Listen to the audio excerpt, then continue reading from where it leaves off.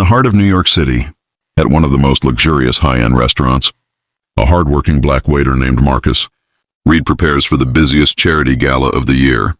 Tonight's event is hosted by the powerful Sterling family, billionaires, political donors, and owners of half the skyline. Marcus has no idea that before the night ends, he'll be publicly humiliated, falsely accused, labeled a criminal. And the person he'll be accused by is Chloe Sterling, the spoiled and racist daughter of the Sterling Empire. But Marcus has something no one expects. A truth that will flip the entire room upside down. The restaurant glows with chandeliers, white roses, and 100 elite guests in tuxedos. Marcus moves table to table, professional, calm, focused. Someone whispers, "He's too confident for a waiter." Who does he think he is? Marcus hears it, but keeps a smile. He's used to this. He grew up in the Bronx, worked double shifts for years, and finally got this job at the best restaurant in Manhattan. But tonight, his world is about to collide with the most privileged circle in America. Chloe Sterling walks in wearing a red designer dress. Cameras flash. She's known in New York for two things: money and a reputation for treating service workers like trash. Her friends follow her laughing loudly.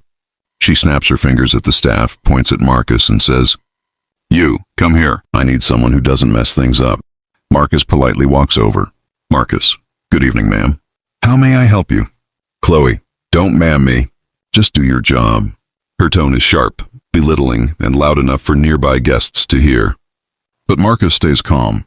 During dinner service, Chloe becomes more aggressive. At one point, she raises her voice. "Hey, my diamond bracelet is missing." "It was right here."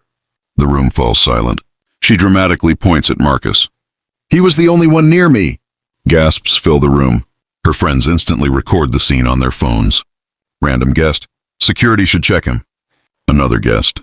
"These people always do this stuff." Marcus stands frozen, hurt, shocked, but not surprised. He says softly, "I didn't touch anything, ma'am." "Please check your bag." Chloe explodes. "Are you calling me a liar?" "Search him now!" Restaurant security approaches him. The guests whisper in disgust. Marcus feels the weight of 100 judgmental eyes. Security asks Marcus to step aside. Chloe stands with her arms crossed, smirking, enjoying the scene she created. They search Marcus. Nothing. Chloe rolls her eyes. Obviously he hid it already. People like him know how to make things disappear. Marcus finally looks directly at her. "Marcus, I know exactly who I am. Do you?" Chloe scoffs and turns away. But guests continue whispering. "He must have taken it. Why else would it be missing?" "Call the cops." Just as things get heated, the entrance doors open. A tall, well-dressed black man in a navy suit walks in. Calm, confident, respected. His name is Daniel Carter. He's the keynote speaker of the night. But no one knows that yet. He watches the scene silently as Chloe screams, "Someone arrest him already. He's guilty." Daniel steps forward. "Daniel, is this how you treat your staff?" Chloe snaps, "Stay out of this. This has nothing to do with..." Then she notices his suit, his presence, but she still doesn't know who he is. Daniel calmly walks to Marcus. "Daniel, you okay?" Marcus, "I will be." Daniel then turns to the crowd. "Daniel, before you accuse a man publicly, make sure you know the truth." Chloe rolls her eyes. Suddenly, a waiter rushes in holding a glittering bracelet. "Waiter, excuse me. Mrs. Sterling, we found this in the ladies' restroom. Looks like you left it on the counter." The room freezes. The whispers switch directions instantly. Chloe's face turns pale. But before anyone can react, Daniel steps toward Chloe. "Daniel, you owe this man an apology." Chloe snaps, "Who do you think you are to tell me what to do?" Daniel smiles slightly. "I'm the guest of honor tonight." "And the new owner of the Sterling restaurant chain you're standing in." The room erupts. Chloe's mouth drops. Marcus looks stunned, and this is only the beginning of the storm. After Daniel announced that he was the new owner of the Sterling restaurant chain, the entire hall fell silent. The people who were seconds away from calling the police on Marcus suddenly lowered their eyes in embarrassment. Chloe's face turned completely red, but her pride wouldn't let her stay quiet. She stepped forward, forcing a laugh, pretending nothing serious had happened. "So what?" she said loudly. He still acted suspicious. Anyone could see that. Daniel walked toward her slowly, his voice calm and controlled, but every word sharp. "What you did wasn't suspicion," he said. "It was profiling, humiliation, and A public accusation without evidence. Chloe smirked. Please. Everyone here knows he probably... Daniel raised his hand. Careful. The crowd watched as Chloe's bravado began to crack. She turned to the guests, trying to regain support. Are you all blind? You saw him near me. You saw how he was acting. But nobody agreed.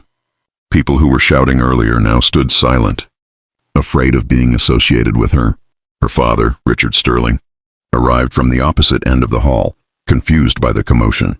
He was a tall man with silver hair, expensive glasses, and a reputation for controlling every room he entered. Not tonight. What's happening? He demanded. Chloe rushed to him. Dad, this waiter stole my bracelet and... Daniel interrupted calmly. The bracelet was found in the restroom. Your daughter forgot it there. Richard shot an angry look at Chloe, but she crossed her arms and muttered. He still looked guilty. Daniel took a step closer. Your daughter tried to ruin a man's life to protect her ego. And you should know something else. The room leaned forward, waiting. Marcus Reed is not just a waiter, Daniel continued.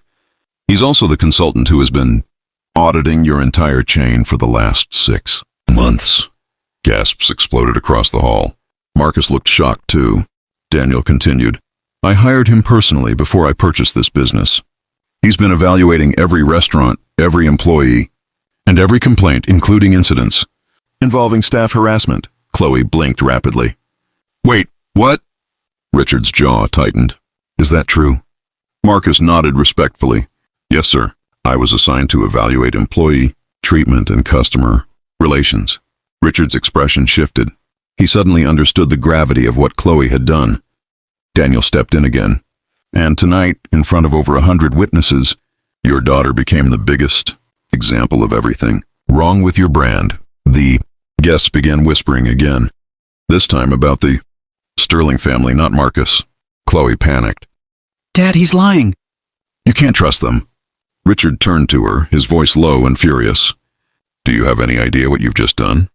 Chloe raised her voice, desperate now. I didn't do anything wrong.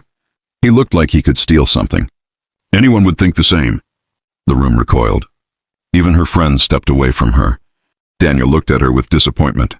That sentence is exactly why things must change. Marcus, who had remained silent until now, finally spoke. Miss Sterling, I've been treated badly before. But what you did tonight wasn't just rude. It was dangerous. You wanted everyone to believe I was a criminal because of my skin color. Chloe rolled her eyes. Oh, please. Stop playing victim. Richard slapped the table beside him in anger. Chloe, enough! The hall fell quiet again. Daniel took a breath and continued. Mr. Sterling, earlier today I finalized the acquisition. As of 12 p.m., I am the sole owner of Sterling Dining International. You are no longer in charge. Richard looked crushed but nodded. I understand. Chloe, however, broke. You can't just erase us. You can't humiliate us like this. Daniel stared at her. You humiliated yourself, and you tried to destroy an innocent man's career. Actions have consequences, she screamed. This is unfair! Daniel responded. You're right. What happened tonight is unfair. But not to you. Richard looked at Marcus with genuine regret in his eyes. On behalf of my family, I apologize. This behavior is unacceptable. Marcus nodded respectfully. Thank you. But Chloe refused to back down. She stepped toward Daniel again.